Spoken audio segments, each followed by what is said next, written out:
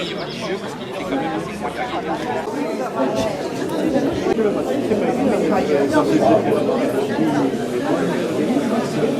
Permettez-moi d'abord de vous souhaiter la bienvenue à toutes et tous et de vous remercier évidemment d'être parmi nous aujourd'hui à Campagna, où on aime se retrouver à l'occasion de notre fête fédérale autour du journal de notre hebdomadaire Le Patriote. Merci à notre ami Joseph Pugmal, le maire du village, pour son accueil chaleureux.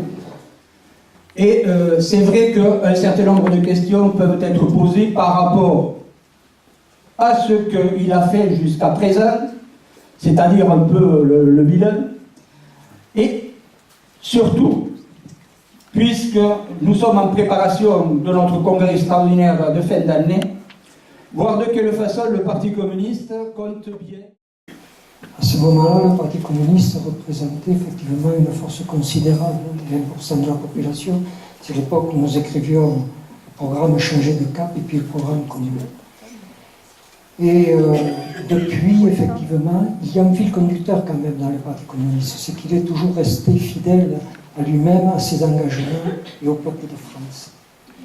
Mais il a perdu beaucoup de son lustre, beaucoup de ses adhérents, et beaucoup de sa puissance. Alors je crois que dans cette gauche rassemblée que nous voulons faire, la place qui... Oui, c'est pas par hasard que je suis ici aujourd'hui. J'ai vécu ensuite au Québec dans les années 80 et je ne suis revenu du Québec qu'après la chute du mur de Berlin. Effectivement, ce qu'on voyait de l'évolution du Parti communiste en France était assez désespérant. Insoumise au Parlement, puisque je sais qu'au Parlement, les deux groupes travaillent ensemble, notamment par l'intermédiaire de ces quelques camarades qui sont dans les deux groupes. Moi, ce que je voulais dire, c'est par rapport aux élections, donc à toute la séquence 2017, qui nous a semblé calamiteuse, parce que le parti n'a jamais pris de décision complète. On est parti sur des demi-décisions dès le départ, c'est-à-dire on va partir sur une primaire à gauche, mais on va pas complètement partir. On ferme pas la porte, mais on n'est pas complètement dedans. On va soutenir Mélenchon, mais on ne va pas le soutenir complètement. On aura un autre programme. Et ces non-décisions, ou alors des décisions qui sont venues de manière très très tardive, ont vraiment posé problème. Et donc beaucoup de camarades sur l'Ariège ont pris des décisions dès le départ, c'est-à-dire dès le printemps 2017, pour rentrer dans la campagne. Michel Larive, le député insoumis de la 2e circonscription, dans la dépêche, il fait un communiqué où il trouve que les positions de l'ARS sont bonnes et qu'on a tort d'avoir fait une manifestation avec 700 personnes à Saint-Giron pour défendre l'hôpital. Et puis si j'écoute Bénédicte Taurine, elle nous a fait un document tout à fait intéressant où elle nous dit qu'on a raison. Donc l'apport communiste dans la gauche en France, il est plus que déterminant. Je n'ai rien contre nos camarades de la France insoumise. Rien du tout. Je travaille avec eux au niveau de la CGT, etc. J'en croise tous les jours. Nous avons des revendications qui sont communes. La violence du gouvernement actuellement ne permet pas ces divisions. Mais ces situations-là provoquent des divisions et provoquent des querelles, voire des querelles de personnes dans nos rangs. Alors, par rapport au problème de la communication, de la désinformation et des médias en général, par rapport à nos idées, d'autant plus que notre groupe a soutenu, il n'y a pas plus tard que jeudi, je crois, une motion pour le renvoi, puisque ça se discute, le problème de la désinformation à l'Assemblée. Notre groupe a soutenu une motion de renvoi en commission pour vraiment éclairer ces questions-là. Je veux parler notamment de la désignation par le Conseil national d'un sauveur suprême à la personne de Yann Brossard. Je ne conteste pas du tout les capacités et l'action politique qui mène notamment à Paris sur le logement, mais on se trouve là avec... J'interroge et le Patriote et le Parti communiste actuellement, que compte-t-il faire pour préserver la langue française à l'intérieur du territoire.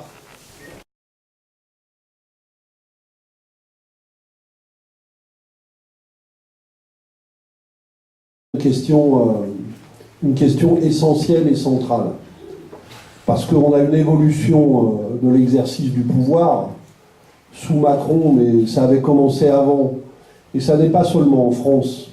En fait, c'est vrai dans beaucoup de grands pays du monde. On a une évolution vers des régimes qui sont effectivement de moins en moins démocratiques. Je pense qu'il ne suffira pas d'en appeler à la démocratie représentative telle que les gens la vivent aujourd'hui. Il va falloir de plus en plus faire appel à des formes de démocratie qui donnent un maximum de pouvoir à l'intervention des gens. Alors on appelle ça la démocratie participative, où on lui donne tous les noms qu'on veut. Mais je pense que la question de retrouver du pouvoir sur les choix les plus proches dans la vie locale, comme les choix les plus importants, y compris les choix internationaux, maintenant se pose quotidiennement. Parce que la question du pouvoir, elle se joue plus seulement à un seul endroit, elle se joue plus seulement au niveau de l'État, elle se joue localement, elle se joue dans les régions, elle se joue nationalement, elle se joue au plan de l'Europe et au plan... Parce que toutes les chaînes de télévision, tous les canaux de télévision sont en vérité dans les mains d'un nombre de groupes extrêmement réduit. Donc il peut y avoir 50 chaînes, mais si c'est 4 ou 5 groupes qui les possèdent toutes, ça ne fait en vérité aucun pluralisme d'idées. Et vous passez d'une chaîne d'infos continue à l'autre, comme par hasard, il y a toujours la même hiérarchie d'information, toujours les mêmes sujets traités, toujours les mêmes commentaires, quel que soit le changement de canal que vous faites quasiment. Heureusement, il y a encore des fois des différences, et ici ou là, on entend des voix un peu dans tous les pays européens au même niveau. Nous sommes un des pays où cette force-là demeure, où les batailles syndicales restent fortes. Et je pense que la présence du Parti communiste, pas seulement, mais la présence du Parti communiste, avec les forces qui sont les siennes, joue encore un très grand rôle pour ça. Notre présence dans beaucoup de territoires joue un très grand rôle pour ça. Maintenant, effectivement, nous, on ne va pas se contenter de cette situation qui ne suffit pas à arrêter le pouvoir actuel et qui ne suffit pas à marquer et à obtenir des victoires. Je pense qu'il y a plusieurs choses. Je pense qu'on a besoin de reparler entre nous et dans la société du communisme, de ce que c'est que le communisme réellement, de ce que nous en pensons, nous, aujourd'hui, à l'aube du XXIe siècle. Nous vivons dans un monde qui va dans le mur. La société capitaliste telle qu'elle est organisée aujourd'hui, si nous la laissons continuer avec la mondialisation et avec l'énorme puissance que donne la mondialisation capitaliste à des énormes groupes, à des énormes multinationales, eh bien, emmènera la société à la catastrophe. Regardez, par exemple, on peut parler de l'information, j'ai parlé de Google, d'Amazon. Nous ne pouvons pas laisser des groupes aussi puissants diriger le monde et presque avoir par moments plus de pouvoir. L'essence du communisme, c'est-à-dire cette idée qu'il faudra dépasser cette société capitaliste, qu'il faudra inventer un autre mode de développement que le mode de développement capitaliste, et qu'il faudra l'inventer pour avancer vers un monde des communs. Cette idée qui fonde l'engagement communiste, elle est d'une très grande actualité. Alors il y a beaucoup de choses qui se sont passées, il y a eu des expériences inspirées du communisme au XXe siècle qui ont apporté énormément de choses, dont la sécurité sociale, parce que la sécurité sociale est une idée profondément communiste. Les services publics et beaucoup d'autres choses. Mais il s'est aussi passé des choses qui non seulement n'ont pas apporté du communisme, mais nous en ont éloigné. Et nous avons tiré les leçons de tout ça, mais la trace de tout ça pèse à la fois positivement mais aussi négativement. Donc il faut réinventer le communisme pour ce qu'il est aujourd'hui. Et moi je constate que par exemple dans la jeunesse, il y a des enquêtes qui le montrent, il y a un regain d'intérêt pour Marx. Paradoxalement, beaucoup de jeunes, quand on les interroge, qui s'intéressent à ça, ne font pas forcément le lien, alors que peut-être nous on trouve ça évident, mais ne font pas forcément le lien avec le Parti communiste. Il y a des idées qui reviennent dans les sociétés, par exemple pas seulement de protéger les communs, mais de faire des communs, c'est-à-dire des choses où la valeur d'usage partagée entre les gens compte plus que la propriété sur ces choses-là, et qui réinventent à leur manière des idées qui sont des idées communistes. Donc je pense que le moment est venu de remettre à l'ordre du jour, de reparler de l'actualité du communisme pour ce qu'il est aujourd'hui, tel que nous le définissons, avec la question démocratique dont j'ai parlé tout à l'heure au centre de ça. Et je pense que ce travail qui devrait être, qui, je l'espère, fera beaucoup partie des discussions qu'on aura à l'occasion du Congrès, est très important parce qu'on voit des choses, on en voit dans la ruralité, au cœur des villes, dans les quartiers populaires, des gens cherchaient dans l'entreprise, des gens cherchaient à réinventer la manière de travailler ensemble, de vivre ensemble, de produire ensemble. Et finalement, c'est ça que nous cherchons. Et peut-être que nous-mêmes, on a donné par moments une vision trop institutionnelle, éloignée de ces expérimentations sociales, démocratiques dans la société. Et je pense qu'il faut revenir à ça, mais y revenir dans le XXIe siècle, à partir des questions qui sont posées aujourd'hui à la société, contre les dangers de la mondialisation actuelle telle qu'elle est organisée. Et de ce point de vue-là, la question écologique, je sais que cette idée existe, mais là aussi, elle est pour nous aujourd'hui centrale. On vient de faire des assises consacrées à la question écologique dans la préparation de notre congrès, en utilisant un mot qui vaut décommunisme pour essayer de dire ça, mais je pense que la question sociale et la question écologique ne sont qu'une maintenant. Elles sont une seule et même question.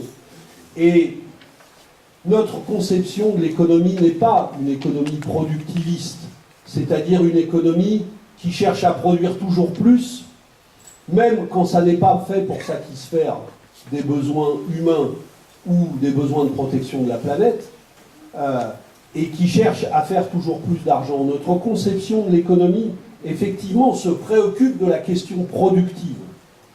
Peut-être que le débat intéressant qu'on devrait avoir entre écologistes et communistes aujourd'hui, c'est s'intéresser ensemble à la question productive, pas au productivisme que nous rejetons, nous, surtout dans le monde tel qu'il est. Parce qu'il faut s'occuper effectivement de la manière dont on produit les choses. Et il ne faut pas seulement s'occuper de dire on va produire des choses et on va les partager un peu mieux. Il faut s'occuper de la manière dont on produit, dont on consomme, dont on fait circuler les marchandises. Parce que là, effectivement, nous vivons dans un monde qui devient aberrant et qui va produire des choses de plus en plus inhumaines, qui vont abîmer les hommes et abîmer la planète. J'en parlais à propos du transport. On est en train de, si on laisse faire la réforme ferroviaire, contrairement à ce que nous dit le gouvernement, aujourd'hui, si on adopte le modèle de la mise en concurrence tel qu'ils veulent faire, ça va être, on va choisir une par une les lignes qui sont rentables. Eh bien, ce qui va se produire en Europe, c'est ce qui se produit en ce moment en Italie, avec des forces d'extrême droite, mais aussi des forces qui ont dévoyé des idées de gauche, comme le mouvement 5 étoiles, qui ont eux-mêmes repris à la fois des discours soi-disant de gauche, mais en les mêlant à des discours anti-immigrés, pour finalement faire un gouvernement avec l'extrême droite. Eh bien, il faut surtout éviter ça. Donc il faut que la gauche et les communistes soient une force qui disent que c'est tous ensemble qu'on va s'en sortir face au capitalisme mondialisé. Et il faut des normes sociales qui tirent les droits des travailleurs français vers le haut, mais les droits de tous les travailleurs.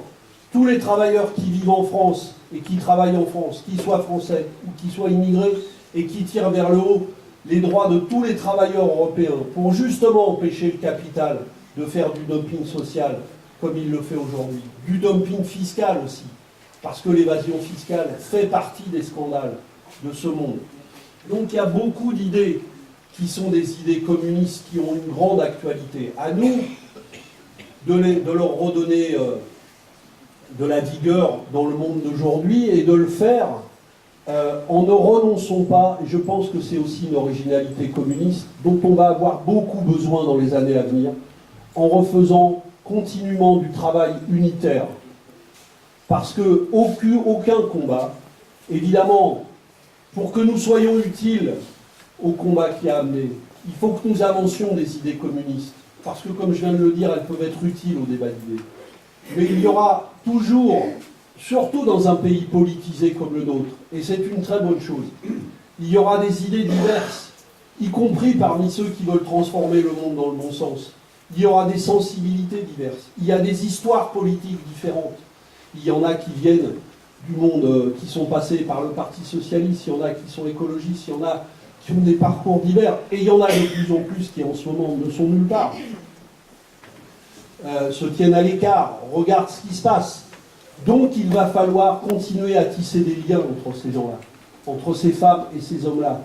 Parce que moi je reste persuadé qu'en France, et c'est un bien précieux, il y a une gauche sociale et politique, peut-être pas électorale en ce moment, mais il y a, qui soit majoritaire électoralement, mais il y a une gauche sociale et politique potentielle dans ce pays, qui peut redevenir majoritaire.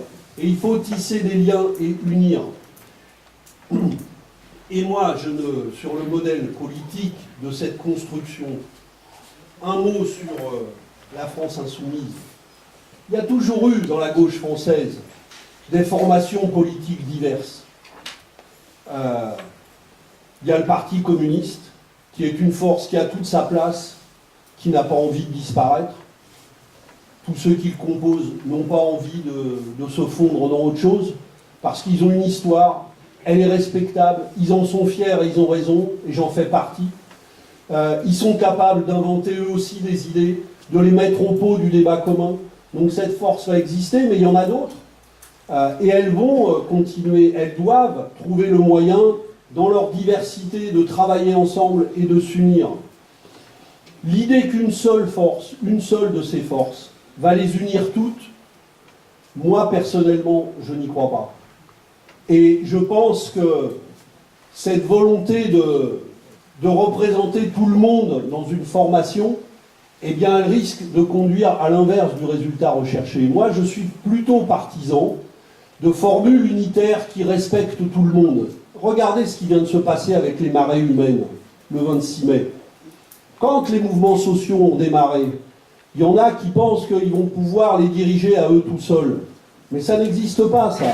Parce que ceux qui sont syndiqués à la CGT, ceux qui sont syndiqués à la FSU, ceux qui sont syndiqués à la CFDT, qui sont dans la grève des cheminots, et contrairement à ce qu'on nous disait, parce que ça fait maintenant 2 mois et demi qu'on nous annonce que la CFDT et l'UNSA vont sortir de la grève, mais pour le moment, ils y sont toujours. Eh bien, tout cela, ils veulent être respectés pour ce qu'ils sont. Pour ce qu'ils sont, pas derrière une personne ou derrière une formation. Donc, il faut créer des cadres unitaires où chacun est respecté. Et en même temps, qui se donnent l'objectif d'être unis et d'avancer ensemble.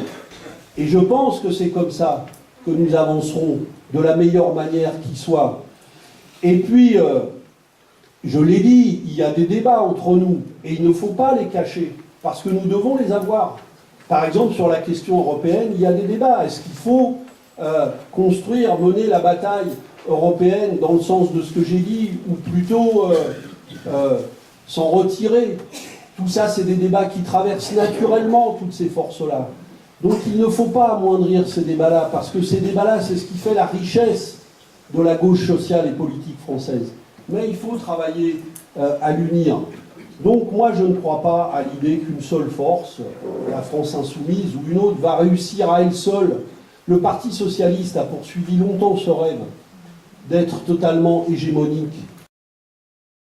Et je ne pense pas que tout le monde ait envie de revenir là-dessus. Donc, nous, on n'a pas envie de fonctionner avec une tête qui décide tout, et voilà. Donc, il faut respecter cette diversité-là. Que des gens veuillent être à la France insoumise parce qu'ils sont passés à autre chose dans leur vie politique, tout ça, moi, je le respecte profondément. Mais pas qu'on nous demande tous les matins d'être ou derrière la France insoumise ou derrière personne. Parce que ça ne marchera pas. Les communistes ne veulent pas de ça, ils veulent garder leur parti, ils veulent avancer avec leurs idées, mais nous sommes prêts, évidemment, à travailler avec toutes ces forces-là. Il y a des socialistes qui viennent de créer un nouveau parti qui s'appelle Génération avec Benoît Hamon. Nous, on ne va pas leur demander tous les matins de se dissoudre pour adhérer au Parti communiste ou adhérer à quoi que ce soit.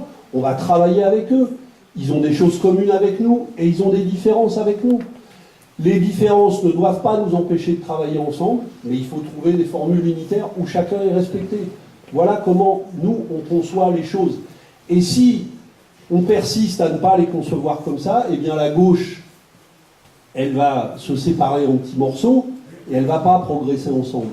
Donc il faut respecter la diversité de ces forces et il faut travailler à les unir, mais sans chercher à se bouffer les uns les autres en permanence, parce qu'on a mieux à faire face à Macron. Voilà, moi, comment je conçois les choses. Si nous laissons détruire, je parlais de la question démocratique, si nous laissons détruire l'idée que nous avons besoin de partis, nous allons affaiblir la démocratie et le mouvement ouvrier. Parce que les partis, il faut les changer, il faut les rendre démocratiques autant qu'on peut, mais sont des espaces d'autonomie politique pour justement les exploiter, les opprimer. Le Parti communiste a été construit pour ça, comme beaucoup d'autres partis, des fois socialistes dans l'histoire du monde ouvrier. Il y en a eu toutes sortes, des partis. Mais ça a été une conquête de ne pas laisser justement la possibilité de s'organiser en parti à la grande bourgeoisie. Donc nous pensons que les partis sont nécessaires et les communistes n'ont pas l'intention d'abandonner cette idée-là. Et alors on nous dit, mais France Insoumise est un mouvement qui rassemble des gens de différents partis. J'entends, mais ça fonctionne comme un parti politique, avec des règles qui sont propres à la France Insoumise. Mais c'est une nouvelle organisation politique. Donc nous, là je vais être très direct, et je l'ai déjà dit dans notre réunion, nous on ne nous fera pas avaler qu'en étant juste à l'intérieur de la France Insoumise, on continue d'être le Parti communiste. Nous voulons être le Parti communiste, respecté comme Parti communiste, et nous sommes prêts à travailler avec toutes les forces, comme la France Insoumise, Génération, et un jour peut-être Europe Écologie Les Verts, un jour peut-être le Parti Socialiste, s'ils redeviennent de gauche et sont un peu plus en forme. Et on travaille localement avec eux d'ailleurs, dans encore beaucoup d'endroits, parce qu'il y a des choses à faire ensemble à chaque fois que c'est possible, et peut-être avec d'autres s'il y en a, mais évidemment des forces de gauche. Donc, on peut continuer cette espèce de rapport de force entre nous, où on veut nous faire avaler, parce que ça a été ça le débat de l'an dernier, où on veut nous faire avaler que si on rentre dedans et si on fusionne, les problèmes vont disparaître. Nous ne le ferons pas. Donc il faut bien que tout le monde acte cette situation et continue à travailler ensemble, mais en respectant cette décision qui est celle, je pense, de l'immense majorité des communistes. Maintenant, ça c'est... Alors on peut continuer à nier ce problème et à faire comme si on allait le résoudre en faisant une pression plus ou moins publique, plus ou moins insidieuse, plus ou moins amicale, plus ou moins fraternelle, pour nous bouffer d'une manière ou d'une autre, mais ça ne marchera pas. Donc on perd du temps, on perd de l'énergie, on se divise, au lieu de jouer carte sur table entre nous, nous avons des points communs, nous avons des différences aussi, il y a des choses qui font débat entre nous, ça, nous ne sommes pas obligés d'en faire un obstacle pour travailler ensemble, mais il faut que chacun respecte les décisions des uns et des autres, et qu'on avance de cette manière. Moi, effectivement, et ça a fait beaucoup de débats chez les communistes, et ça continue de faire débat d'ailleurs, j'ai pris la responsabilité l'an dernier de me prononcer pour qu'on soutienne Jean-Luc Mélenchon. Pourquoi ? Parce que le mouvement que nous avions contribué à créer avec le Front de gauche, et qui inspirait encore des millions de gens dans ce moment-là, je ne voulais pas que nous le brisions en allant à une échéance présidentielle que je savais cruciale et où le risque était d'avoir face à face ce qui s'est produit, Macron et Le Pen.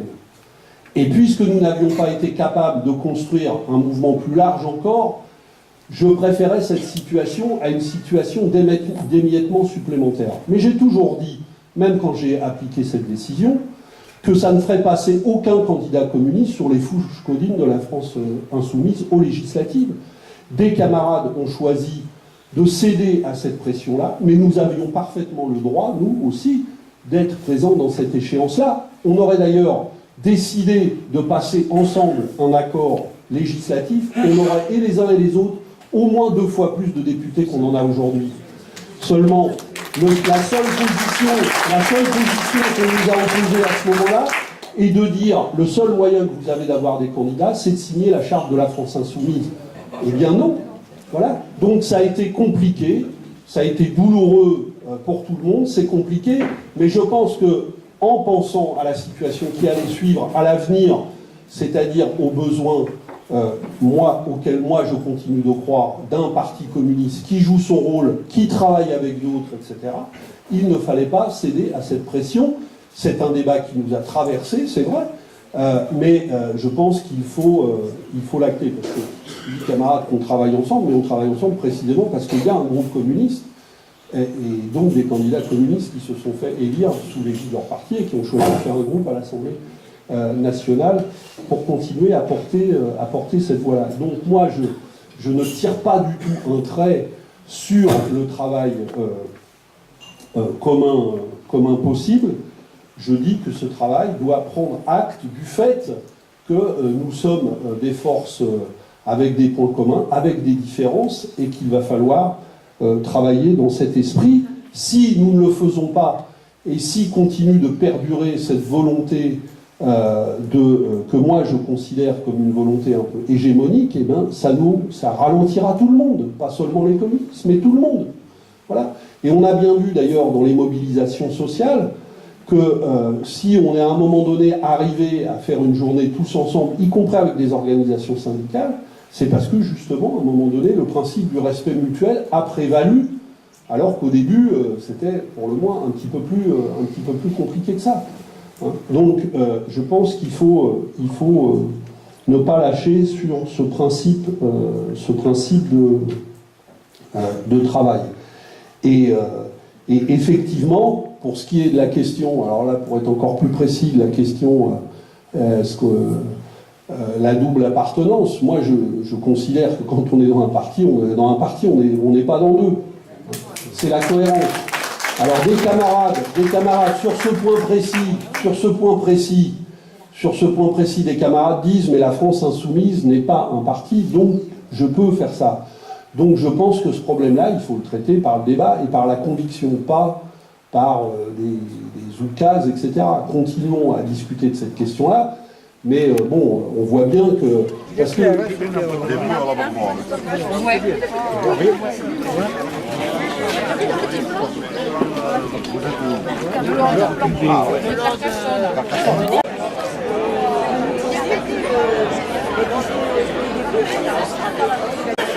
vous plaît.